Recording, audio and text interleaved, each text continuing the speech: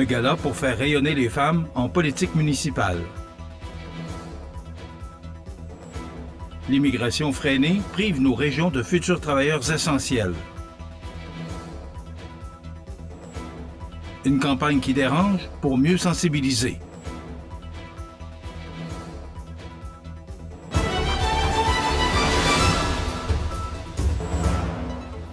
Mercredi 4 juin 2025. Bonjour mesdames et messieurs et bienvenue à votre bulletin d'information sur le réseau de télévision CMA TV. À l'occasion d'un gala reconnaissance tenu récemment dans la région de la Chaudière-Appalaches, les partenaires de l'entente sectorielle de développement en matière d'égalité entre les femmes et les hommes 2024-2028 ont souligné avec éclat la contribution des femmes engagées en politique municipale et dans les milieux scolaires. Un événement à la fois festif et porteur d'avenir qui vise à reconnaître l'implication actuelle tout en inspirant la relève féminine. Cette soirée réunit des figures marquantes du milieu, dont la ministre responsable de la condition féminine, Martine Biron, la mairesse de Longueuil, Catherine Fournier, et l'ex-ministre Hélène David. Dans son discours, Martine Biron a réaffirmé l'importance de tendre vers la parité en politique. En soulignant et en favorisant la participation des femmes en politique municipale et l'engagement des jeunes, le secrétariat à la condition féminine et ses partenaires mettent de l'avant les valeurs démocratiques de notre société. En vue des élections municipales à venir, les organisateurs ont souhaité offrir un espace de réflexion, de réseautage et de discussion entre élus. Ce lieu d'échange intergénérationnel permet de mettre en lumière les réalités communes, les défis rencontrés par les femmes en politique et d'ouvrir la voie à une meilleure représentativité dans les instances décisionnelles régionales. La ministre des Affaires municipales, André Laforêt, a également salué l'initiative. Le ministère déploie de nombreux efforts pour encourager la participation des femmes en politique municipale, mais celle-ci demeure sous-représentée au Québec. Cette entente est essentielle à la reconnaissance de leur rapport dans le milieu. Lors de l'événement, un outil concret a aussi été dévoilé, dont la 4e édition du parcours de la candidate. Ce guide de 80 pages propose des conseils pratiques et des informations essentielles pour les femmes souhaitant se lancer en politique municipale, en abordant avec franchise les réalités de cet engagement. En complément, les 6 centres femmes de la région tiendront, dans les prochaines semaines, des rencontres d'information locales. Ouvertes à toutes les femmes intéressées, ces rencontres visent à démocratiser l'accès à la politique municipale et à soutenir concrètement celles qui souhaitent s'impliquer. Ces actions sont rendues possibles grâce à l'engagement de nombreux partenaires régionaux, dont, entre autres, le Centre intégré de santé et de services sociaux de la Chaudière-Appalaches, les MRC de Montmagny et de Lillet, le réseau des groupes de femmes Chaudière-Appalaches, ainsi que le Centre de services scolaires de la Côte-du-Sud.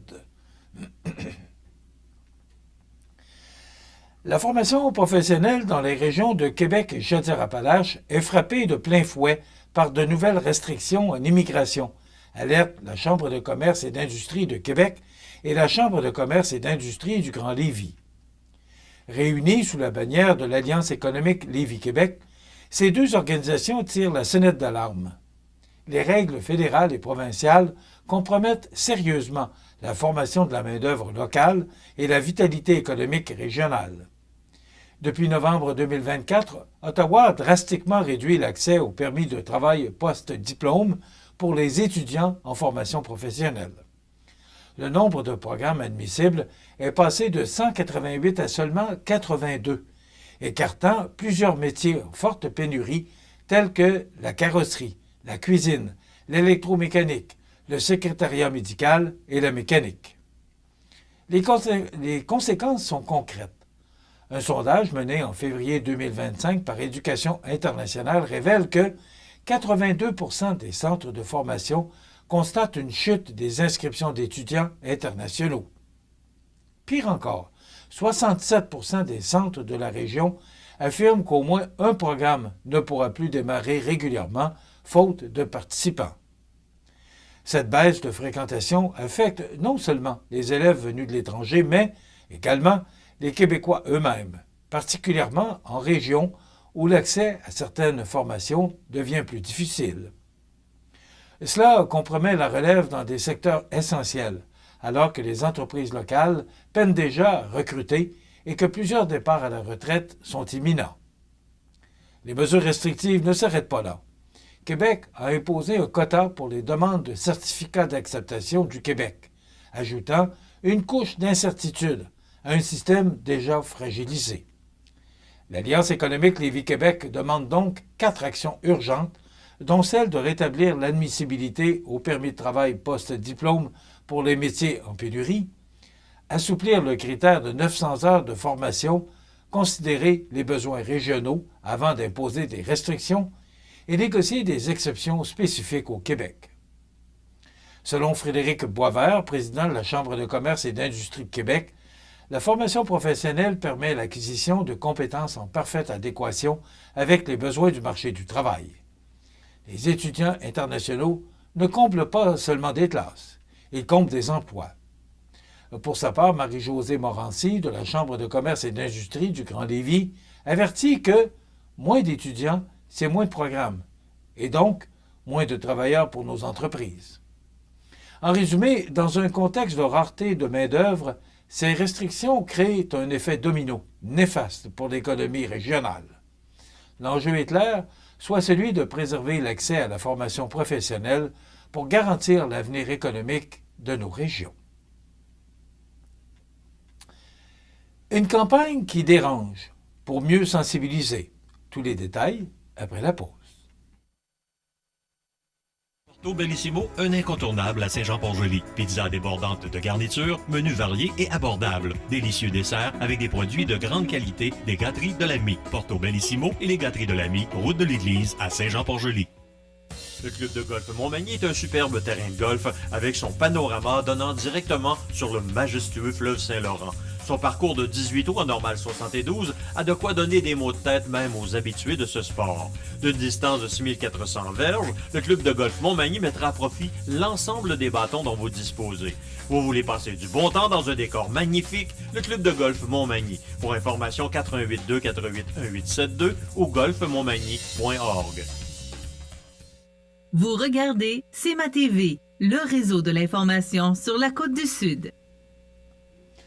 Une vaste campagne nationale de sensibilisation vient d'être lancée afin de rappeler l'importance de respecter les stationnements réservés aux personnes handicapées. En effet, l'initiative portée par Moelle Épinière et Motricité Québec, en collaboration avec l'Association des directeurs de police du Québec, la Ville de Montréal, le service de police de la Ville de Montréal et Infocrime Montréal, marque le coup d'envoi de la Semaine québécoise des personnes handicapées. Lundi matin, au marché central de Montréal, un point de presse a réuni les partenaires de cette campagne afin de souligner l'importance cruciale de ces espaces pour les personnes à mobilité réduite. Walter Zelaya, directeur général de Mémo Québec, a été clair. Les espaces réservés sont essentiels pour permettre la participation sociale de tous. Josefina Blanco, élue responsable de l'accessibilité universelle à la Ville de Montréal, a renchéri. Le respect de ces places n'est pas un privilège, c'est une nécessité. Parallèlement à ce lancement, une opération terrain s'est tenue dans plus de 20 stationnements et commerces de la métropole. L'objectif était d'intervenir directement auprès des automobilistes en infraction, mais aussi de sensibiliser les commerçants sur l'importance d'un accès sécuritaire à leurs établissements. Du 1er au 7 juin, le service de police de la Ville de Montréal intensifiera ses interventions en ciblant les contrevenants qui utilisent indûment les espaces réservés. Cette opération bénéficie du soutien des autres corps policiers de la province grâce à la mobilisation coordonnée par l'Association des directeurs de police du Québec. Et ce n'est pas tout, car si les actions sont concentrées à Montréal durant cette semaine, elles se poursuivront tout au long du mois de juin ailleurs au Québec. De nombreuses municipalités, associations communautaires et citoyens s'unissent pour organiser des activités de sensibilisation partout sur le territoire. À Montmagny, c'est le Centre d'intégration physique de l'envol qui prend le relais en collaboration avec Mémo Québec pour distribuer gratuitement du matériel de sensibilisation et rappeler à la population l'importance de respecter ces espaces dédiés. Fondé en 1946, Mémo Québec est un organisme à but non lucratif voué à l'amélioration de la qualité de vie des personnes ayant des limitations physiques ou neurologiques. Son action touche à l'intégration sociale, l'employabilité, la défense des droits et la recherche sur les lésions médulaires. Ce message est un appel à la solidarité parce que respecter un stationnement réservé, c'est permettre à quelqu'un de vivre sa journée avec dignité. Le Conseil québécois du patrimoine vivant vient de dévoiler une nouvelle publication phare sur un pan essentiel de notre culture, soit les festivals trad du Québec. Intitulé « Les traditions culturelles du Québec » en chiffres volume 10, ce document brosse le portrait de 22 festivals majeurs centrés sur les arts de la tradition orale à partir de données récoltées par un sondage mené en 2023-2024. Ces événements, comme le Festival Mémoire et Racines à Joliette, le Carrefour mondial de l'accordéon de Montmagny ou encore le Rendez-vous des Grandes Gueules à Trois-Pistoles, illustrent à merveille la diversité et la vitalité de ces rassemblements culturels. On apprend notamment que plusieurs de ces festivals ont franchi le cap des 30 ans d'existence, preuve de leur ancrage dans le paysage culturel québécois. Créé en 2017, le réseau Festival Trad Québec est une initiative du Conseil québécois du patrimoine vivant, joue un rôle de catalyseur. Il soutient la croissance de ces événements en favorisant leur mise en réseau et en renforçant leur rayonnement. Le Conseil québécois du patrimoine vivant souligne que ces festivals ne sont pas que festifs, puisqu'ils représentent aussi un vecteur essentiel de transmission des savoirs, des musiques, des contes et des danses d'ici et d'ailleurs. Ce 10e volume vise autant à faire connaître le dynamisme de ce secteur qu'à interpeller les partenaires publics et privés pour mieux soutenir son développement. En mettant en lumière les retombées culturelles, sociales et économiques de ces festivals, la publication souhaite stimuler un appui plus concret envers les traditions vivantes. Le Conseil québécois du patrimoine vivant, rappelons-le, est reconnu comme le regroupement national dédié au patrimoine culturel et immatériel. Il regroupe plus de 130 organismes ainsi que de nombreux porteurs de traditions répartis à travers la province. Depuis 1993, il est soutenu par le ministère de la Culture et des Communications et agit à titre de conseiller officiel auprès de l'UNESCO. Pour les curieux ou les passionnés de culture, cette nouvelle édition est disponible en ligne. Un excellent outil pour mieux comprendre l'importance des festivals trad dans la préservation et la valorisation de notre identité collective. Une belle occasion de découvrir ou de redécouvrir ce patrimoine vivant qui fait vibrer le cœur du Québec.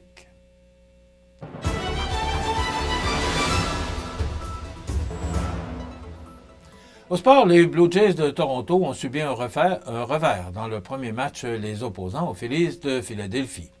Selon la presse canadienne, Trea Turner et Bryce Harper ont claqué des circuits dès la première manche, aidant les Phillies de Philadelphie à gagner 8-3 devant les Blue Jays de Toronto, qui ont subi un premier revers en 6 parties. L'équipe de Philadelphie a totalisé 6 points en première manche, alors que Turner a cogné un circuit bon pour 2 points et Harper a frappé en solo. Les Phillies de Philadelphie ont envoyé 11 frappeurs à la plaque à leur premier tour au bâton. Trea Turner a aussi cogné un coup de circuit en solo lors de la 8e manche. Prochain match entre Toronto et Philadelphie, présenté ce soir au Rogers Centre de Toronto. Voilà ce qui complète votre bulletin d'actualité pour aujourd'hui, mercredi 4 juin. Dans un moment, les prévisions de la météo. Et nos invités aujourd'hui, dans le cadre de cette émission du 4 juin, il y aura la chronique culturelle avec Mireille Soucy. Et c'est vrai, aujourd'hui, on reçoit Catherine Couillard, qui est la directrice générale du Carrefour de l'accordéon, qui viendra nous parler de la nouvelle programmation de l'édition 2025. Voilà, ça complète. C'est tout pour l'instant. Bonne journée, mesdames, messieurs.